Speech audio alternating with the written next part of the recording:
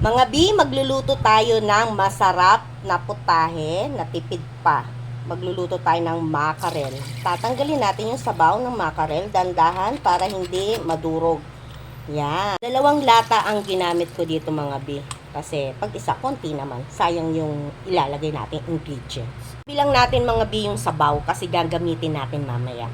Yan, maglagay tayo ng mantika, konti lang. Ilagay natin ng luya. Isunod natin ang sibuyas. Maglalagay din tayo ng bawang. Wangba. Maglalagay tayo ng 1 pirasong kamatis, pampakinis ng kutis. Maglalagay din tayo ng konting purong gata. Konti lang. Tapos, maglalagay tayo ng konting sabaw ng mackerel. Konti lang. Yan. Lagyan natin ng paminta. Lagyan natin ng 1 kutsaritang asukal, pampabalanse ng lasa. Maglalagay tayo ng sitaw. Nasa inyo ha, ito kasi nilagay ko kasi sayang, mabubulok lang sa rep.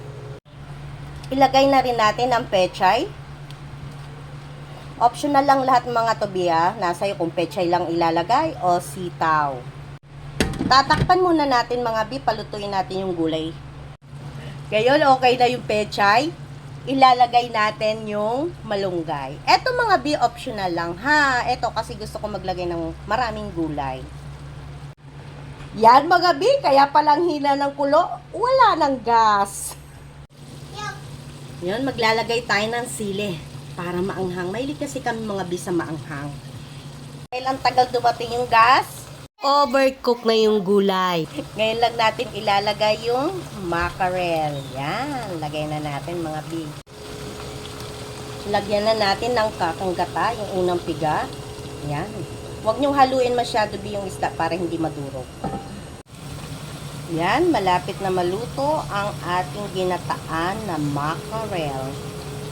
Ang sarap niyan, Timplan mo lang siya ng asin.